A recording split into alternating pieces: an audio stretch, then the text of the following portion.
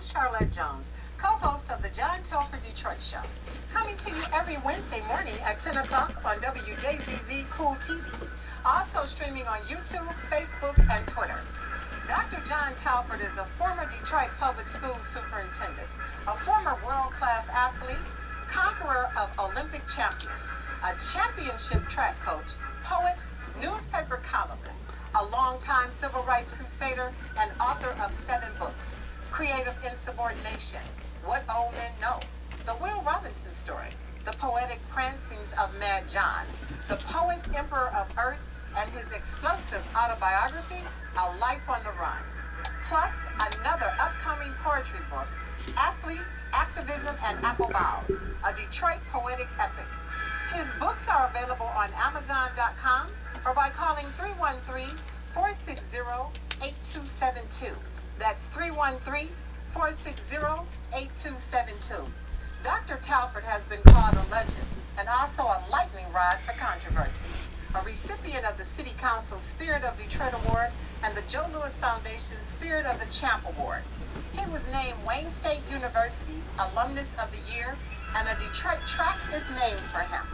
His email is drjohntelfordedd@aol.com. That's dr.johntelfordedd@aol.com. Dr. Telford also has a show on WCHB AM 1340 that airs on Saturdays at 9:30 in the morning and Mondays at 6:30 in the evening. That's on WCHB AM 1340, Saturdays at 9:30 a.m. and Mondays at 6:30 p.m. And now, without further ado, I present to you that old native Detroiter, the one and only Dr. John Telford. Thank you, Charlotte Jones, also known as Char J, author of A Ain't Always for Apple. A Ain't Always for Apple. An erotic adult alphabet book that everybody ought to get because it is one heck of a book. It's also very erotic. Yes, it is. Yes, it is. My name is Detroit. I'm a blue-collar town. Blue salt melts my mid-March snow. Speedy cars and sprinters spring from me. I father fierce fighters and funky music. In a Motown moment, I can spit the blues right back in a bureaucrat's eye. Have you never seen blue salt? No complex chemistry here, only the old color of a new sky. And there's a new sky dawning on Detroit today because I've got Police Commissioner Willie Burton in the station today. And he's going to be talking about the Police Commission, some of his accomplishments on the Police Commission, many of which I am familiar with, which I will be sharing with you because I really admire this guy for some of the things he did. And here's a poem called The Values of Verse. Verse comes to us by pen or voice. We thus can always take our choice. Let me be also sure to mention that verse will gain us righteous vengeance via deft poetic arts that can topple oligarchs. Verse will clearly, plainly lay out what we poets dare to say out, like gentle, mewling lambs no more, but rather with a fearsome roar, as from some cacophonic core of lions. And we got a lion in the station today. This man, Willie Burton, is a lion. He may not regard himself as a lion, but I regard him as a lion because he stood up for the community. He stood up for the community when the corporations wanted to put in that facial recognition plan and program that misidentified people with dark complexions. So Willie fought it. He said, no, we're not going to do this. And you know, actually, there were some police in a meeting that actually, it was a wild meeting. Willie got a beat down in that meeting. So Willie, before I ask you some questions that you gave me to ask you, you want to tell us a little bit about what happened that day? Sure, absolutely. It's great to be on the Dr. John Telford show here in the city of Detroit. You know, Dr. Telford, all I can say is that We have too much police attending public meetings. We need officers right now on patrol and not inside of police commissioners' meetings using a Gestapo tactic. Yeah, man. And so what happened that day was blatantly wrong by the chairwoman at the time, Carter, but it was also blatantly wrong by the deputy chief at that time, who's now assistant chief, LaValle, who's known to be a racist, to give the order to have me move out of a meeting that I'm entitled to be at and elected by the citizens of Detroit to be their voice in District 5 on that board. And so one of the things I said to Chairperson Carter, what would you do differently that you didn't do before as past chair?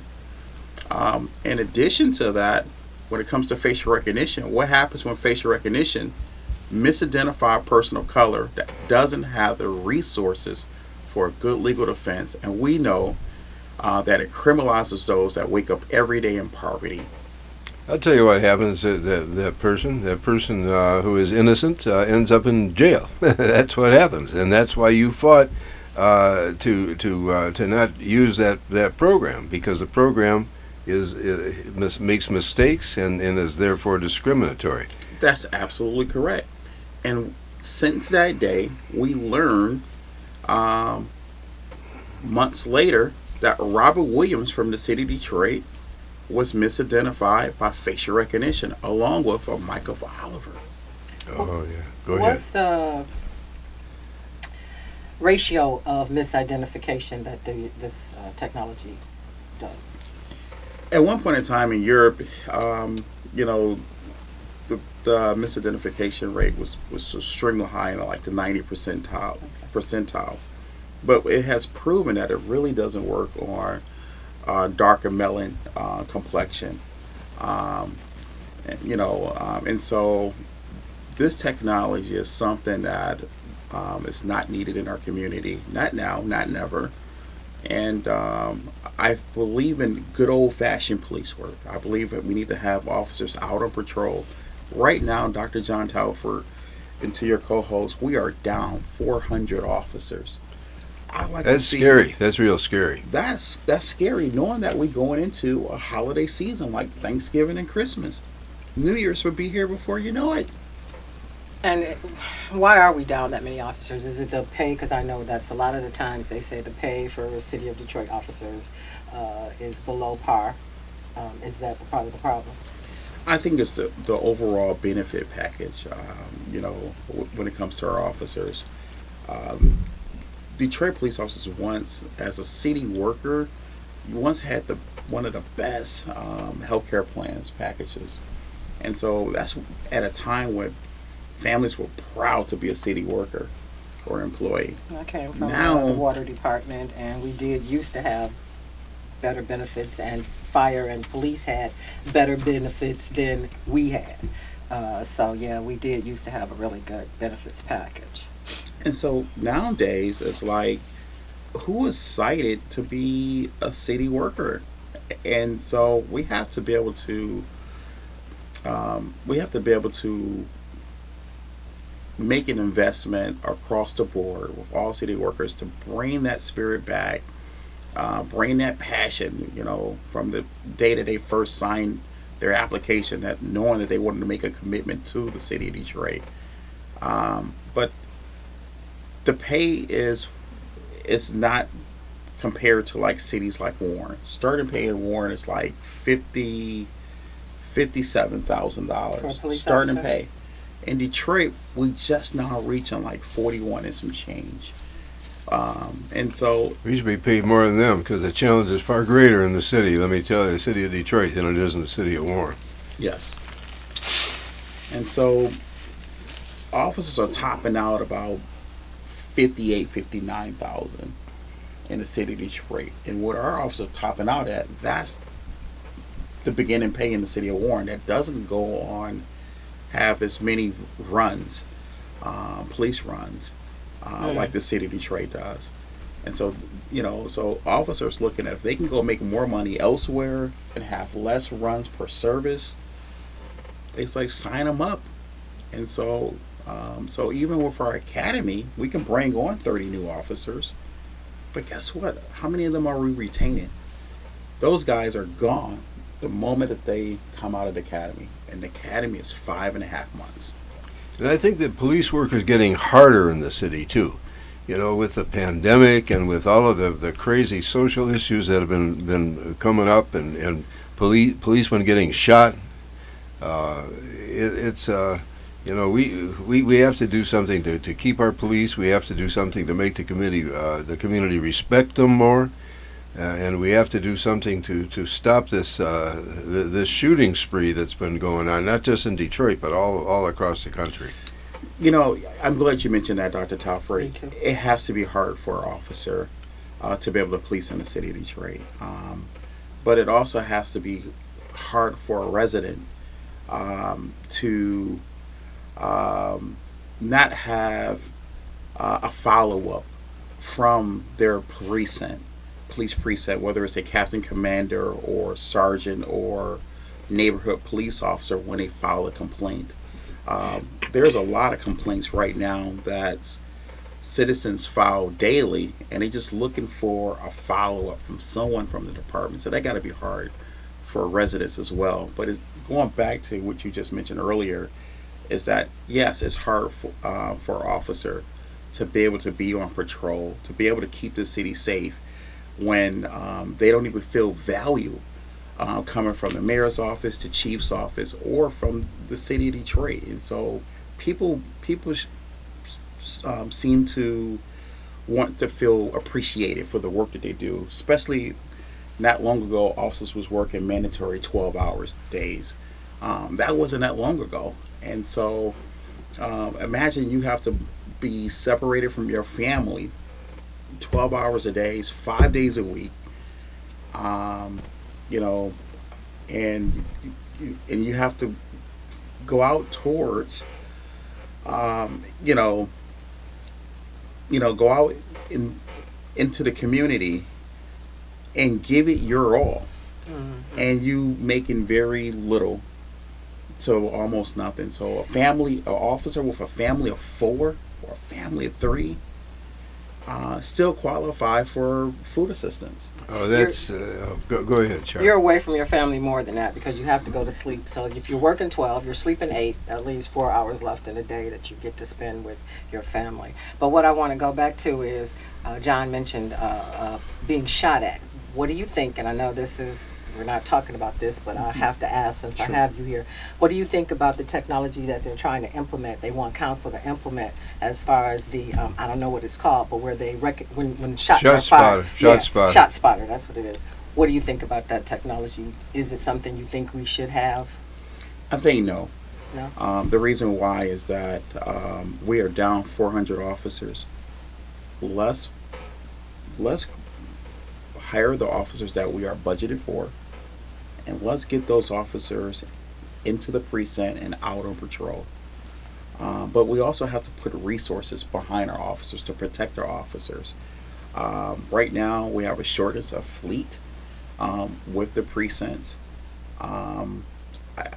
We have a retention problem, the retention problem with the frontline supervisors. Let's get them the help and support that they need because they're the ones that's training and growing this department. But I think when we look at ShotSpotter, I look at Chicago. We had a guy by the name of Michael Williams. He was 65 years of age. It was skink evidence by ShotSpotter technology analysts that re-altered the location that falsely arrests Michael Williams out of Chicago. Mm-hmm. He served time in jail for a crime he didn't commit, which is murder. Mm-hmm. He goes off to prison and he's thinking about committing suicide. It was his wife that jogged his memory, said, "Do you remember the times you used to help me braid my hair? Do you remember the times that we gone fishing?" that right there gave him the strength Yeah. to continue to fight when he was willing to give up and he was ready to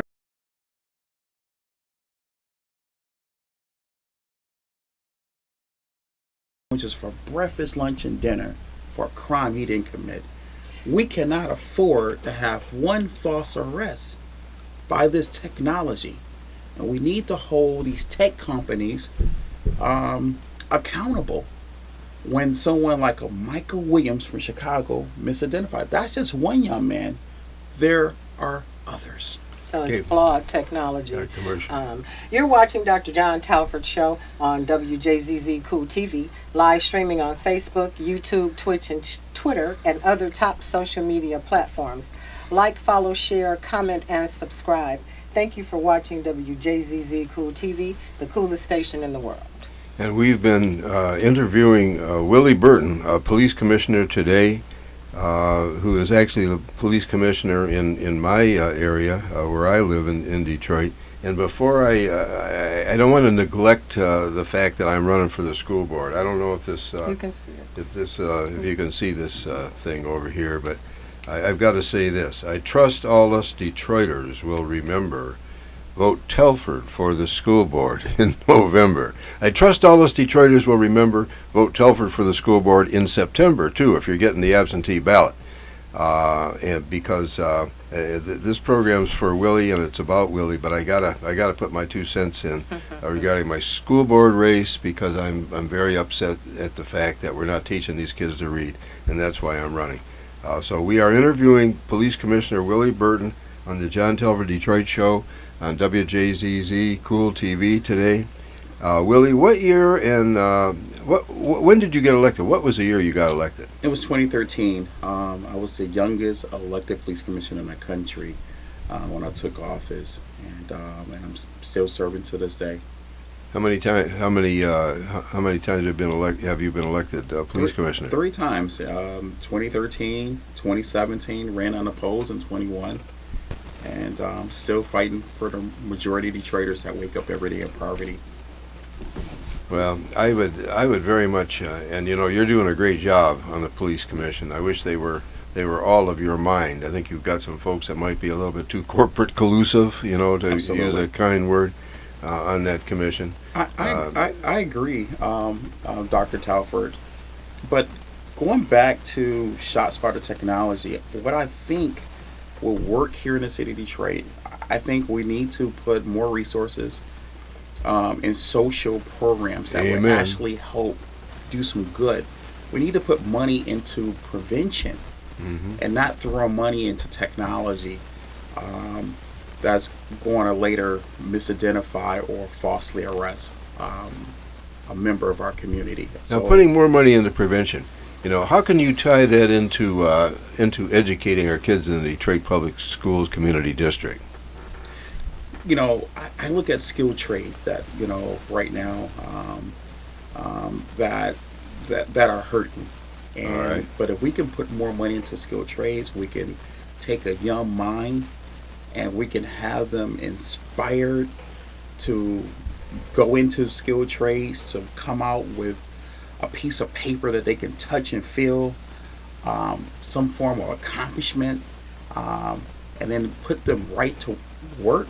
I think that's the right message, because if they can't read, they don't have a trade, then how are they going to be able to be sustainable in today's society, where they can put food on the table, where they can pay for housing, pay for clothes, or pay for something as simple as movie tickets, and buying popcorn with extra butter and a soft drink, because being a Detroiter, we understand how to work hard for something, how to appreciate and value, but we want to go out and have a good time too. So even if it's just a family getting together, going to the movies on a Friday when they have new releases, or putting on some roller skates and going skating. Personally, I like to play pool, so I like to shoot pool, and so just don't put your money on the table. Well, listeners and watchers, Did you hear what Commissioner Burton said? We've got to have kids who can read. Did you hear him say that? If these kids can't read, they are going to become, many of them, a police problem. If we're not teaching our kids to read, which we aren't doing right now, the Detroit Public Schools Community District, what's going to happen to those kids? I can remember it was just a few years ago. They issued a report that less than 20% of our Detroit Public Schools students were graduating. That's less than 20%, and of that less than 20%, most of them were girls. So what is going to happen to those young men? I'll tell you what's going to happen to those young men. They're going to be doing menial jobs at the very best, is what's going to happen to them. But they're also going to be filling the prisons, because prisons are for-profit enterprises. They're going to be filling the prisons. They're going to be on the dole, and they're going to be in the cemetery. But if we can turn this reading program around in the Detroit Public Schools Community District, that is the key. And again, this program is not about that and about my school board race, but I have some ideas for making that happen. I will be sharing those ideas with you as the weeks progress. Right now, we have 96% of Detroit children qualify for school lunch. 96% of our students. We have 2,000 men and women that wake up every day in shelters right here in the city of Detroit. We have 400 children out here sleeping and living on the streets. Yeah, I heard the number was even higher than that, but okay. And majority wake up every day in poverty. I think we need to look at prevention programs, skilled trades. We can't even have a conversation about robotics if our children cannot read. That's right. The reading is the key to everything. It's the key to every skill. Are you hearing this, Dr. Vitti? If you're not, you're going to be seeing this show anyway, because I always send it to you. But we've got to turn that reading program around, and we've got to do it now. It's in a crisis mode now. It never should have got this far, but it is in a crisis mode. We are interviewing Police Commissioner Willie Burton on the John Telford Show today, the John Telford Detroit Show on WJZZ. Willie, what inspired you to become a public servant? What was the motivation to cause you to do that? It was two great men. Those two great men happens to be the Honorable former Mayor Coleman Alexander Young. Oh, my man. And the second person is one of my mentors and happens to be no other than yourself, Dr. John Telford. Well, thank you, Willie. I met you after you were a public servant, and then when I found out what you did, what happened that memorable day, I started touting you all over the place, on my WCHB show and everywhere that I could. But I'm going to share this on the Dr. John Telford Show this morning. I am a proud alumni from Detroit Kettering High School. Oh, yeah. Class of 98. I played football. I was on a swim team. I also played baseball. I played 3 sports, excelled in all 3. Later on, went to Urbana University to play football, and then off to Central State University. You played football for Central State, too, didn't you? Yes. Yeah. I was at Central. Yeah. But it was Dr. John Telford who mentored and coached so many students throughout Detroit. Our high school coach, football coach, was Bogart.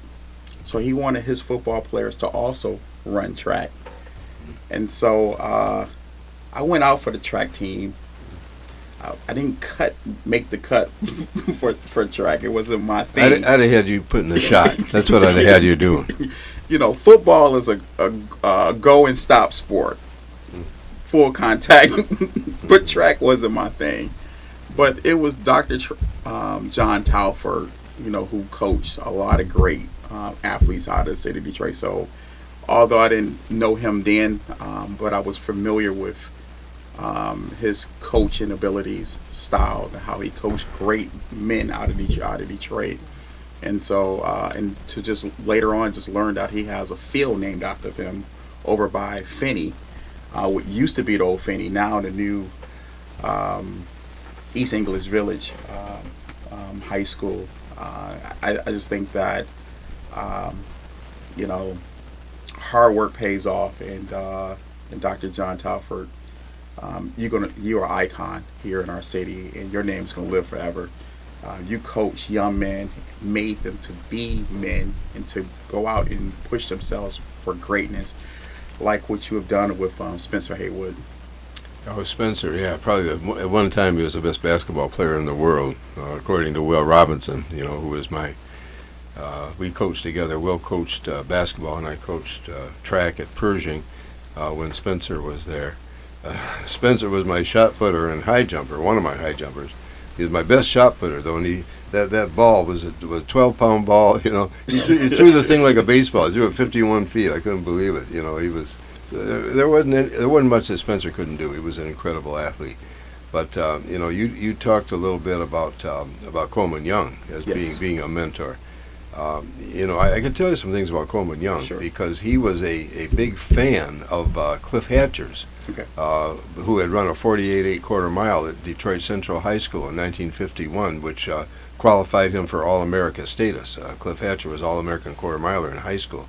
Also my best friend for half a century, my teammate at Wayne State. But Coleman Young, I met Coleman Young through Cliff Hatcher, and then he became a big fan of our Wayne State relay team that won at the Penn Relays and the Ohio Relays, was winning all over we were beating Michigan and Michigan State. And Coleman Young, he was just a state senator then. Now, I shouldn't say just a state senator, but that was his position. And of course he was one of the real fighters, for right too. I believe he had to testify at the House Un-American Activities Committee, Yes. and he wouldn't name names. I had an uncle, Frank Telford, who also had to do that. But we're getting a little bit off topic. I just want to, I want you to tell me what some challenges that you faced in performing police oversight. I'm not just talking about the time they beat you down, but some of your other challenges. I experience challenges every day on the board, but it's the citizens of Detroit that gives me the strength to hold my head up high and to keep going to the meetings and keep fighting on the behalf of the residents in the city of Detroit. And so, oftentimes when citizens get shut down, I'm usually the one that's advocating for them to get more time for public comments. I just think that when the police interact in your community 24/7, and you only get 2 minutes to talk during public comments, and to come in person to a board meeting, and you see all the top brass from the department, imagine someone's anxiety, or that may have anxiety issues going on at that time, because they come into the board to share their encounter about the police, and they probably filed a complaint with the board's office about the police, and now they come in to say, share with the board that they have not got a follow-up, they have not heard the status of the complaint, and so 2 minutes may not be enough time for them. I love to see public comments go from 2 minutes to 3 minutes. Yeah, well, they do that at the school board, 3 minutes. But when and where does the Board of Police Commissioners meet, and how can people come and address them? The board meets every week, every Thursday. So we meet every week at 3 o'clock, except for the second Thursday of the month. The second Thursday of the month, we may be in a different precinct or a different city council commissioner's district. But for the most part, we meet every week at 3 o'clock. But the second Thursday of the month, we meet at 6:30. You can always call the Board of Police Commissioners to find out office where we will be meeting at when it comes to the second Thursday. That's our community meeting. You know that phone number?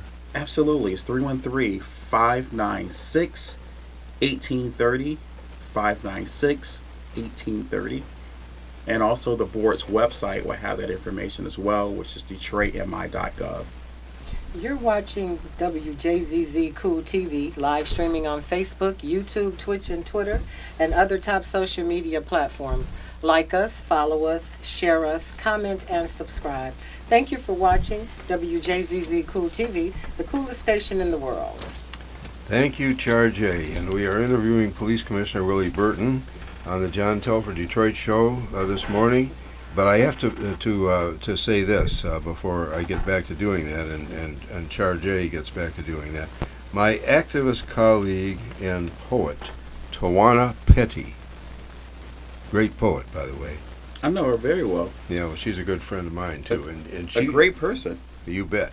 And she informs me that on Saturday, this coming Saturday, October the 1st, at Hunt Street Station, at 2200 Hunt Street in Detroit, from 7 o'clock to 10 o'clock p.m., there will be a fabulous evening of storytelling and great food. And this is a fundraiser for Central Woodward Community Partnership. Central Woodward Community Partnership. And for tickets, for getting information about tickets, email griotandgrub@gmail.com, and that's spelled Griot and the word and, Griot, Griot, and grub@gmail.com. And that again is going to be on Saturday, October the 1st, at Hunt Street Station at 2200 Hunt Street in Detroit, from 7 o'clock to 10 o'clock p.m. And I wanted to make sure that I got that in. We are interviewing Police Commissioner Willie Burton this morning, and I want to ask you, Willie, in what direction do you want to see the Board of Police Commissioners evolve, and where do you want to see them go? That's a really good question. So I would love to see us. I love to see us improve in areas when it comes to transparency and accountability, to really do the job that we were created to do according to the city charter. So we have a long way to go far as with that, because right now we don't have our attorney to the board, and so we haven't had an attorney for a couple of years. In addition, we have not filled the vacancies when it comes to the secretary or the chief investigator. We have two interim investigators right now that should not be there, and that's been there for 3 years. So I really love to see us develop more into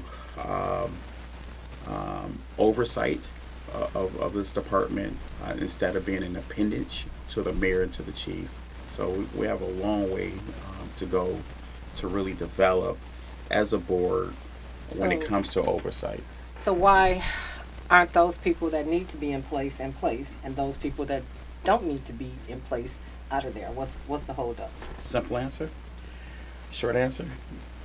Simple short answer is that the charter speaks to 7 being elected by district, and the mayor appoints 4, and so the mayor appointees vote together, and then you get whoever the chair and the vice chair happens to be. Now you have your 2/3 majority vote, and so they're going to keep dragging this process out, and to the point we don't hire someone in a timely manner. But I'm going to keep bringing it up. We need to fill those vacancies. And to me, that's a problem, because not you, but they want people to have faith in them, but then they're not doing the job that they're supposed to be doing. So how can I have faith in something that isn't working the way you say it should be working? Not you, the board, period. Absolutely. I mean, we're supposed to be an independent body. We should not be an appendage to the mayor or to the chief, and that's exactly what this body has been demonstrating week after week. And so in order to develop, to become the board that we ought to be, according to when former Mayor Coleman Alexander Young put this board in place in 1974, I just don't feel that we measuring up to that. Right. But we have the capability of being that strong board, being that board that others can look at as an example. But we're gonna have to come together, and we really got to be there for our Detroit residents, because that's our purpose, is to investigate complaints, not have a backlog of north of 800. And so not have an attorney where you can get immediate opinion, or not having a competent secretary that can keep minutes. What are we really doing? And then how does the community know how to form a complaint, or when the doors are never open? When are they open? When someone is over there taking complaints, they're taking complaints by the phone. That's good. But what about walk-ins? How many walk-ins do we get per day or per week? There's been times that citizens have came to the board meeting and said that they were turned away by the chief interim secretary, Lawrence Arkbar. Turned away. Said, I'm not taking any more of your complaints. We as a board should not push citizens away that wants to make a complaint. I think we need to take that complaint. We need to investigate that complaint. And commissioners, we should never rubber stamp a backlog. If you have north of 800 complaints in 2 months, you close 492 complaints, which was mentioned in previous weeks, then I'm going to be the one to call in the feds. So these are complaints. When you say complaints, these are complaints against officers. Complaints against officers made to the board, chief investigator's office, which is the OCI. A backlog of north of 800 is not acceptable. We should not have a backlog of that size. As an office, we normally receive anywhere from 1,100 to 1,400 cases max. But now we got a backlog of 800 cases. We don't want to bring on a chief investigator who can really do the job. I don't think the chief investigator, who's this interim person that happens to be there now, he should not come from the same department, the same police department. Yeah. Right. That's the problem right there. That's part of the problem. And then you got new commissioners. They receive this piece of paper. This is a complaint. They receive this, and they sign off. Did they really read the complaint instead of just signing off? And so when a commissioner signs off on that complaint, basically he's agreeing with everything that's in here. Mm-hmm. But what about asking for the Garrity interviews? As a commissioner, you want to review those Garrity interviews. That's the officer's statement saying what really transpired, what really happened on that day. You want to read the statement from the resident, the person that brought his complaint forward. You also want to look and see that the investigators who handle that complaint, that they do a canvas. A canvas is where they pull in all the video in the area, and really, walking, through that complaint. So our complaint We stuff are like, not- is we- it stuff like, the officer didn't take me serious? I mean, what kind of complaints are we that you've got? You said 800 backlog. That's a lot of complaints. It can first off. be use of force, for Okay. example. It can be stop or frisk, as another example. But the big issue is 800 complaints. That's a backlog. Knowing that we were just recently north of 1,000, I'm wondering why the DOJ is not here. Yeah. Well, I've known over the years, many good cops. Mm-hmm. In fact, some of them were my students and became cops. Mm-hmm. And serve and protect. That's what most of them do in the city. But there are, every now and then, there is a policeman who shouldn't be a policeman. We can cite this one case where this guy beat down this woman in the hospital. You remember that very Dwayne famous Jones, the Dwayne- guy that later yeah. got a promotion. Yeah, right. Yes. Became promoted to sergeant.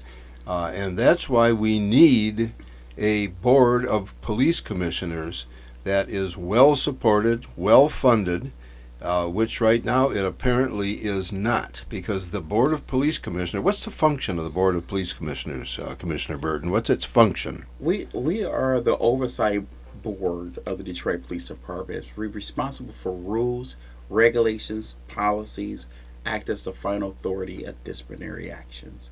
Right now, this board is not living up to its expectations. This board is corrupt, and something stinks. It just does not pass the smell test. It seems to me, and maybe I'm wrong here, but I'm not sure that it would be a good idea to have former police personnel be on the board of police commissioners. We should never have a former police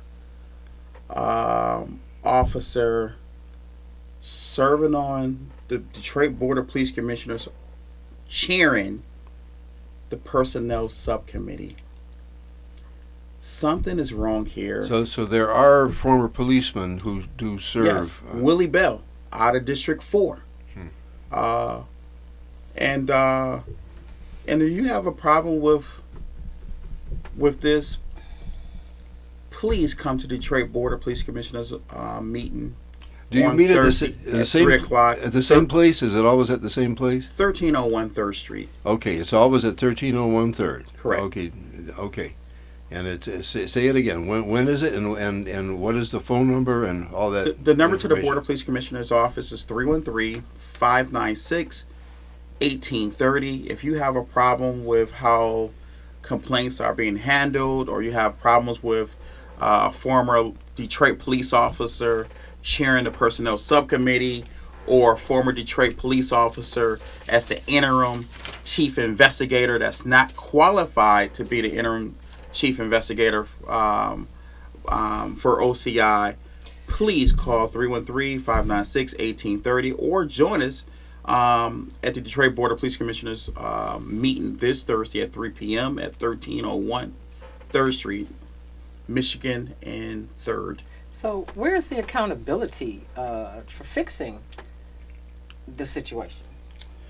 That's a good question. I mean, since I've been here, there has been a lot of different challenges. I have seen over during the course of the pandemic where someone can have a speech impediment problem being shut down. I've seen people that have mobility challenges are often shut down.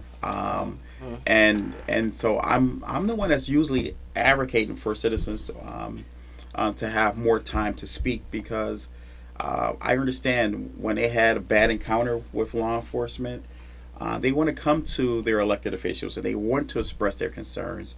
And if you only have 4 or 5 or possibly 7 speakers, it doesn't hurt to give them an extra minute. Oh, I to totally get their agree point with across. that. I mean, even the Board of Education, gives us 3 minutes to speak. Absolutely. I want to ask you, what are some policies the Board of Police Commissioners approved? One of the policies I like to share is that in 2016, we approved a policy for our officers to wear body-worn cameras. That was to to keep our residents safe, but also to protect our officers as well. And from an oversight standpoint, usually when citizens are stopped by the police, it's the citizens' word over the officer's word. But with the body-worn camera, it allows us to see what really occurred, as well as listening to the audio. And so, I think that was something that was long overdue, and I'm happy that our officers are equipped to wearing body-worn cameras today. Are there any policies that they approved that you voted against? Approved that I voted against. Yes, I mean, the facial recognition policy. Oh, well, that for one is a instance. famous one, yeah. They did approve a policy. Of course, I was a no vote on that policy. Just last year, I actually gone through a training by the FBI to be to participate in the training in facial recognition or whatever. And so that was a 24-hour training, and so I'm the only commissioner to gone through that training, and I still say to this day that that we should not have facial recognition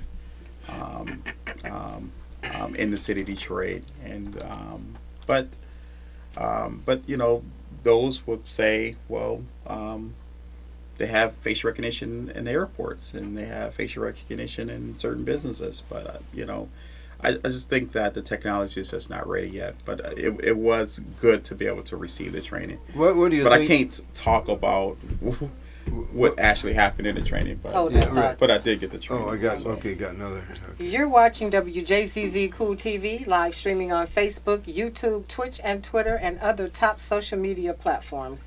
Like, follow, share, comment, and subscribe. Thank you for watching WJZZ Cool TV, the coolest station in the world. And we are interviewing Police Commissioner Willie Burton on the John Telford Detroit Show. Charge A and I are, and I have to do this. Miss Virginia Starkey, fondly known simply as V, is the proprietress of V's Boutique, which offers a wide range of fine clothing and accessories for ladies. And you can find all sizes of women's fine apparel in V's one-stop excellent customer service at V's Boutique that you can't find anywhere else in Detroit anymore. So V's is at 16423 East Warren Avenue. 16423 East Warren Avenue, right around the corner from the Alger Theater and from one of the few libraries that's still open.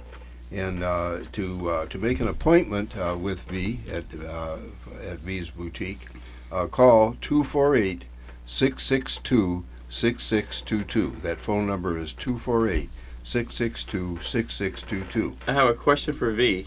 V, when you gonna start carrying men clothing and men merchandise? Because you Well, a know, long time ago, she did have some men's stuff in the Yeah, she shop. used to. I can She remember used that. to. Yeah. because I like cufflinks. Yeah, you like really flashy shirts too. I like those shirts you got. I got to get one of those.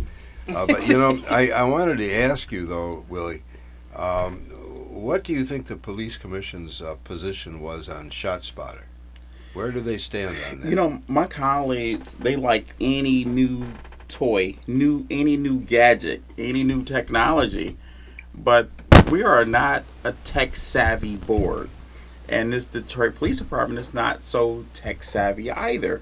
But we do have individuals on the force that are tech savvy, and we have, you know, maybe one or two commissioners that are tech savvy, but their position, they actually support ShotSpotter.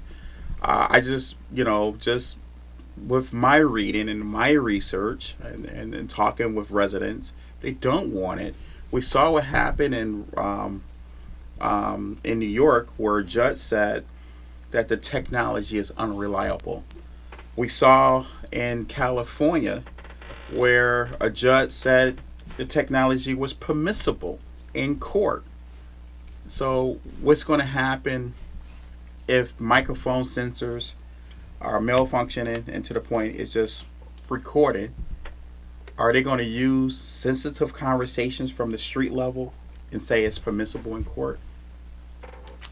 Yeah, that's highly controversial. You know, I had some difficulty deciding which direction to go on that myself. But until they improve that technology, I just don't. It's not that reliable. It costs a lot of money. I guess I've come to the conclusion that it's not a good thing until they improve it. 6,000 guns shot.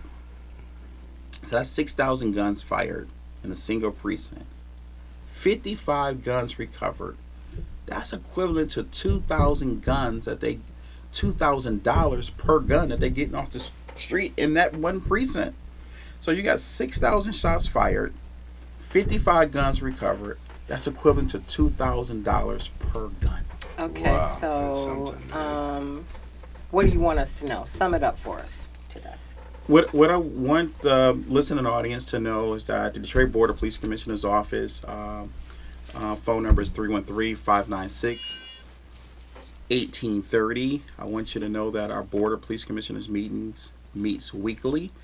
If you know an officer that you feel is doing a good job in the city, that may need a resolution, I'd like to know who that officer is as well, because we need to reward all of our city employees that's doing a good job for our Amen. community. But also, I want you to know that if you feel like your complaint from the precinct level is not being addressed, that's what the Board of Police Commissioners were created to be an oversight board. So you can bring your concerns and your complaints to the board and allow the board's office to help you through that. Okay. Okay, and I got a poem too. Do I have time for Go it, ahead. Char? Go ahead. Okay. And I want to thank Commissioner Willie Burton for coming on today. It's been a good show. Thank you, Dr. Telford. But here's a It's been an poem. honor. Well, it's been an honor to have you. Here's a poem. The turd that hasn't flushed, otherwise known as uncivil warfare. And I wrote this on January the 6th, 2021. On this evil and fatal occasion of the Capitol building invasion, the traitor Trump's collusion demands his execution. God yet hasn't pushed the lever on the traitor Trump forever. And when he does, it is my fervent wish that the lever will be that of the gas chamber. That probably will never happen, but at least put that sucker in prison for the rest of his natural life for what he has done to this country. All right. That's Thank gonna you do for- it for us. And thank you for listening.